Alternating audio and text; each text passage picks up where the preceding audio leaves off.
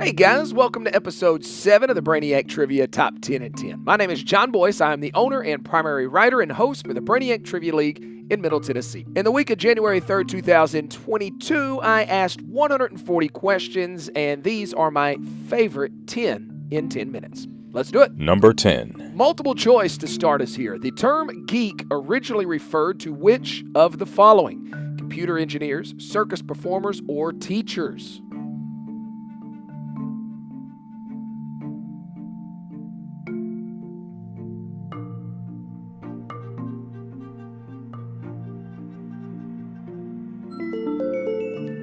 The term geek originally referred to which of the following? Computer engineers, circus performers, or teachers? Circus performers, the correct answer. Number 9. All right, two-part question on this one. Clues and clips. We're looking for a movie. You got 2 shots to get this one. Your clue: this romantic comedy was released in the early 90s and stars a well-known comedian. The film did not do well at the box office, but earned popularity through rentals and television. The film is set in San Francisco and featured scenes from the Golden Gate Bridge and Alcatraz.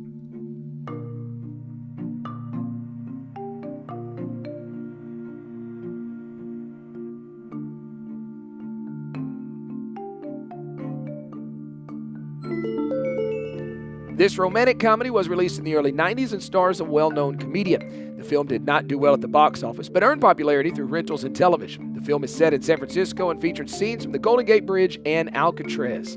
All right, here's your audio clip. Oh, I hated the Colonel with his wee beady eyes and that smug look on his face. Oh, you're gonna buy my chicken. Oh! Dad, how can you hate the Colonel?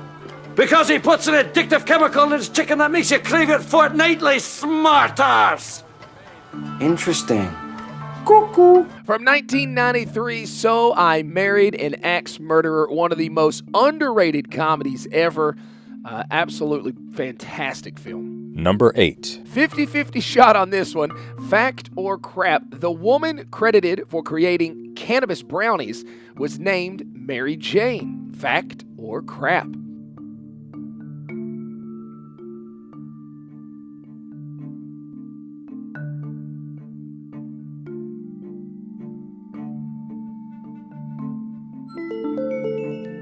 The woman credited for creating special brownies was named Mary Jane. That's the fact, Jack! That's a fact, Jack! That is a fact. That is definitely one you absolutely want to be right. Most of the time, those don't work out for you. But in this case, her name actually was Mary Jane. Number 7. Music for this one. What popular 1980s television show provided the theme song that would become just the second instrumental #1 ever after Chariots of Fire?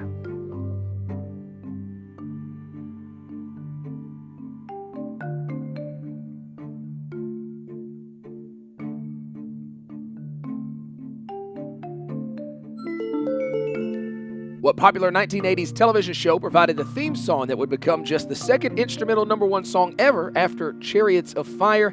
That is the Miami Vice theme. I can smell sunscreen and cheap cologne right now. Number 6. Miscellaneous. Known for being described as tall, dark, and handsome, Elvis did not have naturally black hair.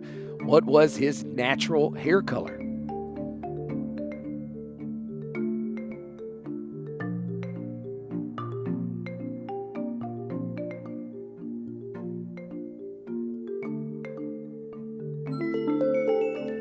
Known for being tall, dark, and handsome, Elvis did not have naturally black hair.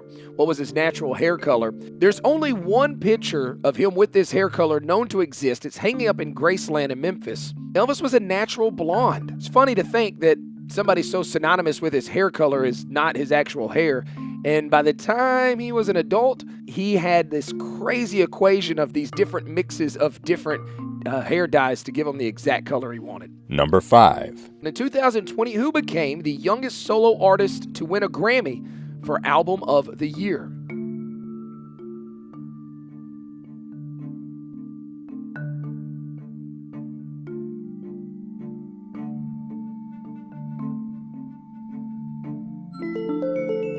In 2020, who became the youngest solo artist to ever win a Grammy for Album of the Year at only 18 years old and 39 days? Billie Eilish. The album was When We Fall Asleep, Where Do We Go? I'm sure that's not a big shocker to anybody. Billie Eilish has kind of blown up. Number 4. Animals and nature. Which animal is credited for having the longest tongue relative to its total size?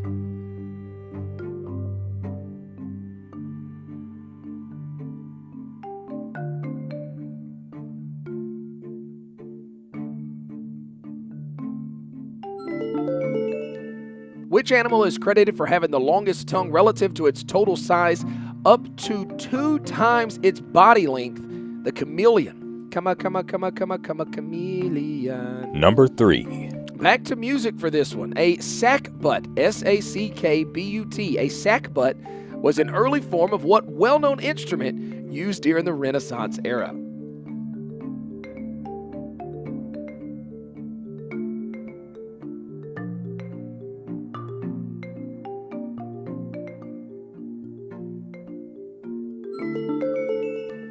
A sackbut was an early form of what well-known instrument during the Renaissance era? A trombone is what we would call it today. Number 2. Health and medical for our number 2 question. What is the more common name for the intergluteal cleft? That's spelled I-N-T-E-R-G-L-U-T-E-A-L.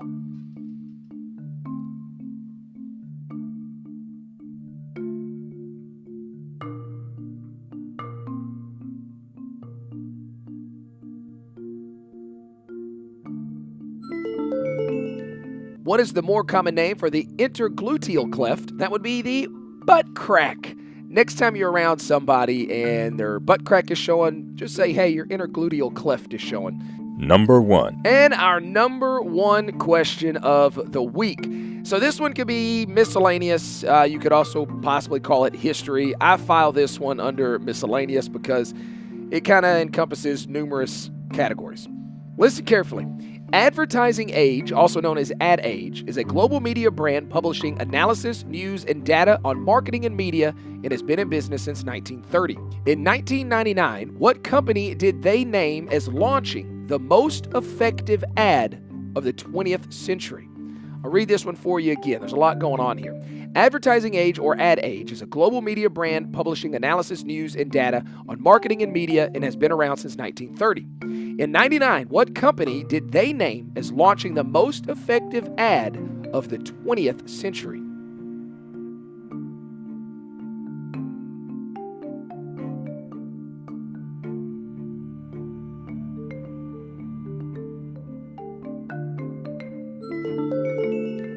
Advertising Age, or Ad Age, is a global media brand publishing analysis, news, and data on marketing and media and has been in business since 1930. In 1999, what company did they name as launching the most effective ad of the 20th century?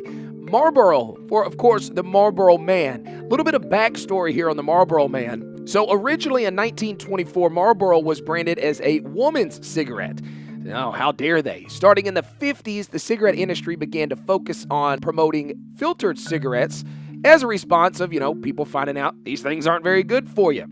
Under the misconception that filtered cigarettes were safer, Marlboro and other brands started to be sold with filters. However, filter cigarettes, Marlboro in particular, were considered to be a woman's cigarette. So during market research in the 1950s, men indicated that while they would consider switching to a filtered cigarette, they were concerned about being seen smoking a cigarette marketed to women. So they come up with the Marlboro Man. This, of course, embodies all that it is to be a man, and they sold billions. 5 men who appeared in Marlboro-related advertisements: Wayne McLaren, David McLean, Dick Hammer, look him up, Eric Lawson, and Jerome Edward Jackson, all died of smoking-related diseases, earning Marlboro cigarettes, specifically Marlboro Reds, the nickname of cowboy killers. Hee-haw. All right, there is your top 10. My disclaimer: to the best of my knowledge, these questions are accurate. I asked them to the general public throughout this week and did not get any pushback whatsoever on them. If I did, I would not put it in the podcast. However, from time to time, there is some information out there that's a bit faulty, but to the best of my knowledge, these questions are accurate. If you're enjoying the podcast, hit the subscribe button. If you're in the Middle Tennessee area, I would love to see you out at some of the in-person events. Follow us on the socials for details for other events as well. I'm excited about 2022, guys. I've got a lot of really fun events lined up, both in person and virtually. As always, thank you for listening. I'm John Boyce, and this has been the Brainiac Trivia Top 10 in 10.